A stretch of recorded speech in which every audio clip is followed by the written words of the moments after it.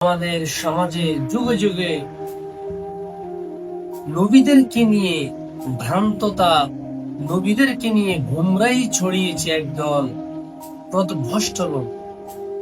তারা নবীকে এমন আসনে পৌঁছিয়ে দিয়েছে যে আসন আল্লাহ তাআলা, তথা আল্লাহ তাআলার আসনে নবীদেরকে পৌঁছিয়ে দিয়েছে। যেমন তারা বলে যে রাসূলুল্লাহ সাল্লাল্লাহু আলাইহি ওয়াসাল্লাম গায়েব জানেন, রাসূলুল্লাহ সাল্লাল্লাহু আলাইহি ওয়াসাল্লাম হাজির নাজির। কেউ যদি এমন ধারণা পোষণ করে, এগুলো সুস্পষ্ট কুফর, কারণ এই বিষয়গুলো আল্লাহ তাআলার জন্য খাস।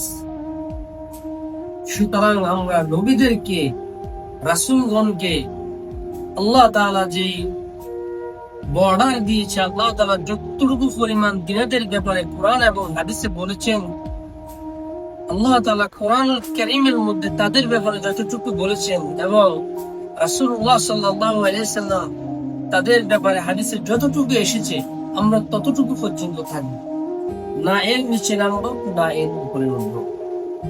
কিন্তু কিছু লোক এমন ধারণা করে যে রাসূলুল্লাহ সাল্লাল্লাহু আলাইহি সাল্লাম গায়েব জানেন, তিনি হাজির নাজির, তথা পৃথিবীর সকল জায়গায় তিনি উপস্থিত হতে পারেন। অনেকে আবার মনে করেন যে তিনি মৃত্যুবরণ করেননি, তিনি ইন্তেকালই করেননি।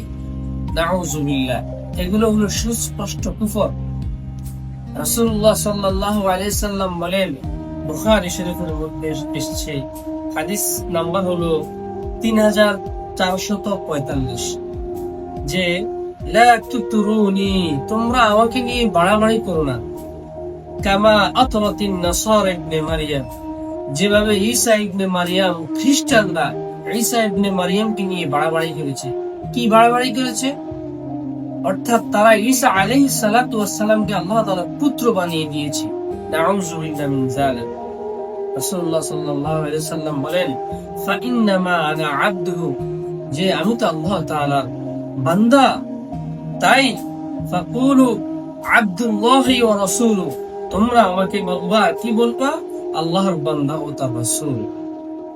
সুতরাং আমরা আল্লাহর নবীজিকে নিয়ে বাড়াবাড়ি করব না।